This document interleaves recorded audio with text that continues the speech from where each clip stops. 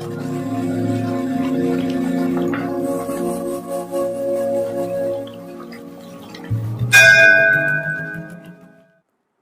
हर महादेव।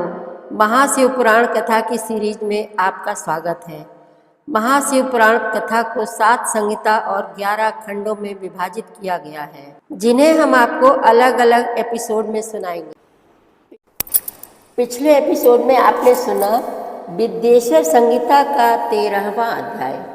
इस एपिसोड में सुनेंगे 14वां अध्याय, अग्नि यज्ञ, देव यज्ञ और ब्रह्म यज्ञ आदि का वर्णन। भगवान शिव के द्वारा 7 वारों का निर्माण तथा उनमें देवाराधन से विभिन्न प्रकार के फलों की प्राप्ति का कथन। ऋषियों ने कहा, प्रभु, अग्नि यज्ञ, देव यज्ञ, ब्रह्म यज्ञ, गुरु पूजा तथा ब्रह्म तृप्ति का हमारे समक्ष क्रमशः वर्णन कीजिए।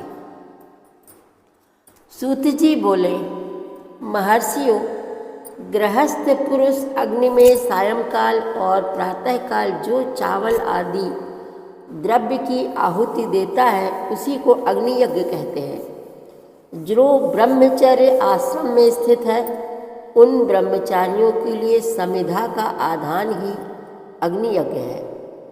वे समिधा का ही अग्नि में हवन करें। ब्राह्मणों, ब्रह्मचर्य आश्रम में निवास करने वाले द्विजों का जब तक विवाह न हो जाए और वे औपास नाग्नि की प्रतिष्ठा न कर ले, तब तक उनके लिए अग्नि में समिधा की आहुति, व्रत आदि का पालन तथा विशेष यजन आदि ही कर्तव्य है। यही उनके लिए अग्नि यज्ञ है।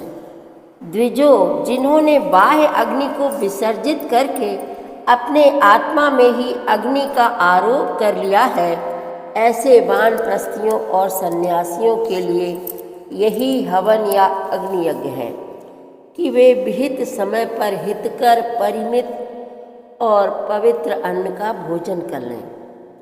ब्राह्मणों, सायंकाल अग्नि के लिए दी हुई आहुति संपत्ति प्रदान करने वाली होती है, ऐसा जानना चाहिए।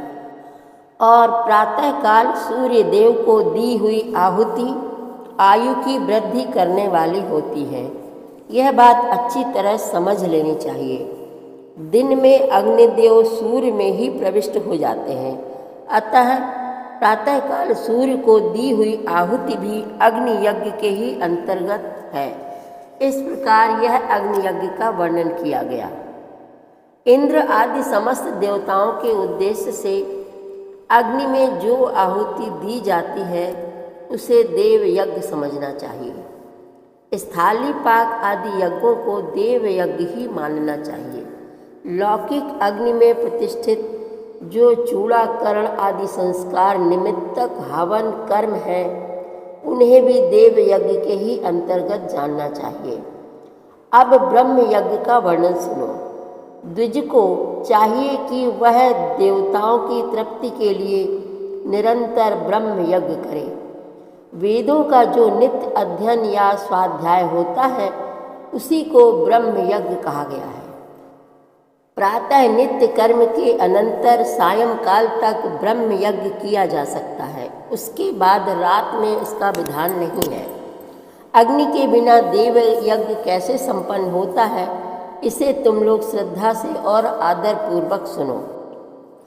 सृष्टि के आरंभ में सर्वज्ञ, दयालु और सर्वसमर्थ महादेव जी ने समस्त लोगों के उपकार के लिए वारों की कल्पना की। वे भगवान शिव संसार रूपी रोग को दूर करने के लिए वैद्य हैं, सबके ज्ञाता तथा समस्त औषधों के भी औषध है। उन भगवान ने पहले अपने वार की कल्पना की जो आरोग्य प्रदान करने वाला है। तत्पश्चात अपनी माया शक्ति का वार बनाया जो संपत्ति प्रदान करने वाला है। जन्म काल में दुर्गतिग्रस्त बालक की रक्षा के लिए उन्होंने कुमार के वार की कल्पना की। तत्पश्चात सर्वसमर्थ महादेव जी ने आलस्य और पाप की निवृत्ति तथा समस्त लोगों का हित करने की इच्छा से लोक रक्षक भगवान विष्णु का वार बनाया। इसके बाद सबके स्वामी भगवान शिव ने पुष्टि और रक्षा के लिए आयुकर्ता त्रिलोक सृष्टा परमेष्ठी ब्रह्मा का आयुष्कारक वार बनाया, जिससे संपूर्ण जगत के आयुष की सिद्धि हो सके। इसके बाद तीनों लोकों की वृद्धि के लिए पहले पुण्य पाप की रचना हो जाने पर उनके करने वाले लोगों को शुभाशुभ फल देने के लिए भगवान शिव ने इंद्र और यम के वारों का निर्माण किया। ये दोनों वार क्रमशः भोग देने वाले तथा लोगों के मृत्यु भय को दूर करने वाले हैं। इसके बाद सूर्य आदि 7 ग्रहों को, जो अपने ही स्वरूप भूत तथा प्राणियों के लिए सुख दुख के सूचक हैं, भगवान शिव ने उपर्युक्त 7 वारों का स्वामी निश्चय किया। वे सबके सब ग्रह नक्षत्रों के ज्योतिर्मय मंडल में प्रतिष्ठित हैं। शिव के 12 दिन के स्वामी सूर्य हैं, शक्ति संबंधी वार के स्वामी सोम हैं, कुमार संबंधी दिन के अधिपति मंगल हैं, विष्णुवार के स्वामी बुध हैं, ब्रह्मा जी के वार के अधिपति बृहस्पति हैं, इंद्रवार के स्वामी शुक्र और यमवार के स्वामी शनिश्चर हैं। अपने अपने वार में की हुई उन देवताओं की पूजा उनके अपने अपने फल को देने वाली होती है। सूर्य आरोग्य के और चंद्रमा संपत्ति के दाता हैं।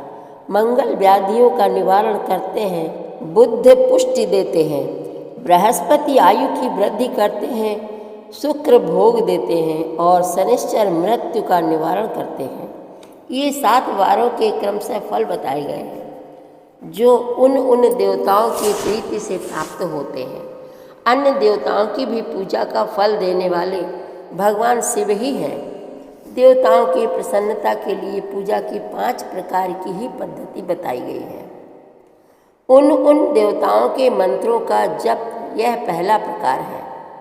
उनके लिए होम करना दूसरा, दान करना तीसरा तथा तप करना चौथा प्रकार है।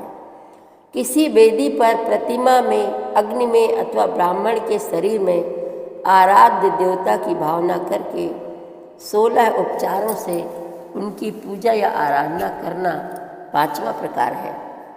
इनमें पूजा के उत्तरोत्तर आधार श्रेष्ठ हैं।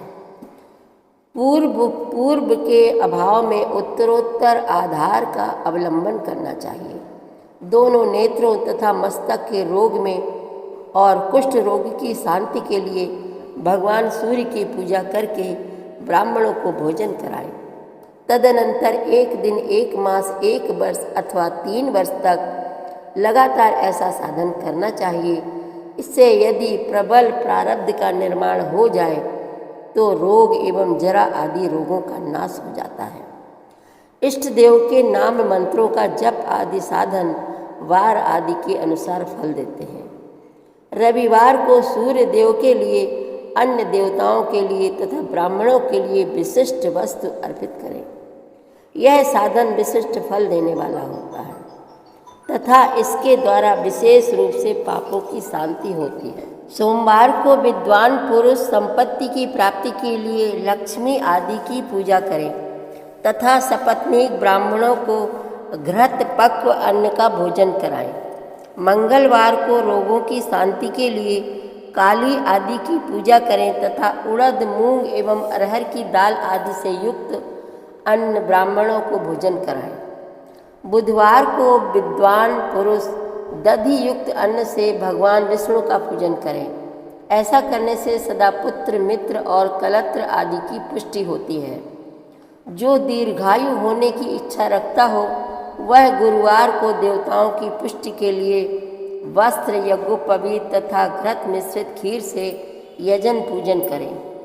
भोगों की प्राप्ति के लिए शुक्रवार को एकाग्र चित्त होकर देवताओं का पूजन करें और ब्राह्मणों की तृप्ति के लिए षड रस युक्त अन्न दें। इसी प्रकार स्त्रियों की प्रसन्नता के लिए सुंदर वस्त्र आदि का विधान करें। शनैश्चर अपमृत्यु का निवारण करने वाला है। उस दिन बुद्धिमान पुरुष रुद्र आदि की पूजा करें। तिल के होम से, दान से देवताओं को संतुष्ट करके ब्राह्मणों को तिल मिश्रित अन्न भोजन कराएं। जो इस तरह देवताओं की पूजा करेगा वह आरोग्य आदि फल का भागी होगा। देवताओं के नित्य पूजन, विशेष पूजन, स्नान, दान, जप, होम तथा ब्राह्मण तर्पण आदि में एवं रवि आदि वारों में विशेष तिथि और नक्षत्रों का योग प्राप्त होने पर विभिन्न देवताओं के पूजन में सर्वज्ञ जगदीश्वर भगवान शिव ही उन देवताओं के रूप में पूजित हो सब लोगों को आरोग्य आदि फल प्रदान करते हैं। देश काल, पात्र, द्रव्य, श्रद्धा एवं लोक के अनुसार उनके तारतम्य क्रम का ध्यान रखते हुए महादेव जी आराधना करने वाले लोगों को आरोग्य आदि फल देते हैं। शुभ मांगलिक कार्य के आरंभ में और अशुभ अंत्येष्टि आदि कर्म के अंत में तथा जन्म नक्षत्रों के आने पर गृहस्थ पुरुष अपने घर में आरोग्य आदि की समृद्धि के लिए सूर्य आदि ग्रहों का पूजन करें। इससे सिद्ध है कि देवताओं का यजन संपूर्ण अभीष्ट वस्तुओं को देने वाला है। ब्राह्मणों का देव यजन कर्म वैदिक मंत्र के साथ होना चाहिए। यहाँ ब्राह्मण शब्द क्षत्रिय और वैश्य का भी उपलक्षण है। शूद्र आदि दूसरों का देव यज्ञ तांत्रिक विधि से होना चाहिए। शुभ फल की इच्छा रखने वाले मनुष्यों को सातों ही दिन अपनी शक्ति के अनुसार सदा देव पूजन करना चाहिए। निर्धन मनुष्य तपस्या, व्रत आदि के कष्ट सहन द्वारा और धनी धन के द्वारा देवताओं की आराधना करे। वह बार बार श्रद्धापूर्वक इस तरह के धर्म का अनुष्ठान करता है और बारंबार पुण्य लोकों में नाना प्रकार के फल भोग कर पुनः इस पृथ्वी पर जन्म ग्रहण करता है। धनवान पुरुष सदा भोग सिद्धि के लिए मार्ग में वृक्षादि लगाकर लोगों के लिए छाया की व्यवस्था करें। जलाशय, कुआं, बावली और पोखरे बनवाएं। वेद शास्त्रों की प्रतिष्ठा के लिए पाठशाला का निर्माण करें तथा अन्यान्य प्रकार से भी धर्म का संग्रह करता रहे। धनी को यह सब कार्य सदा ही करते रहना चाहिए। समयानुसार पुण्य कर्मों के परिपाक से अंतःकरण शुद्ध होने पर ज्ञान की सिद्धि हो जाती है। द्विजो जो इस अध्याय को सुनता, पढ़ता अथवा सुनने की व्यवस्था करता है उसे देव यज्ञ का फल प्राप्त होता है। 14वां अध्याय समाप्त। आगे की कथा आप अगले अध्यायों में, अगले एपिसोड में सुनेंगे। संपूर्ण शिव महापुराण कथा की सीरीज में शामिल होने के लिए आप हमारे चैनल अपनी विरासत को सब्सक्राइब कर लीजिए और वीडियो को लाइक शेयर करना मत भूलिएगा। हर हर महादेव।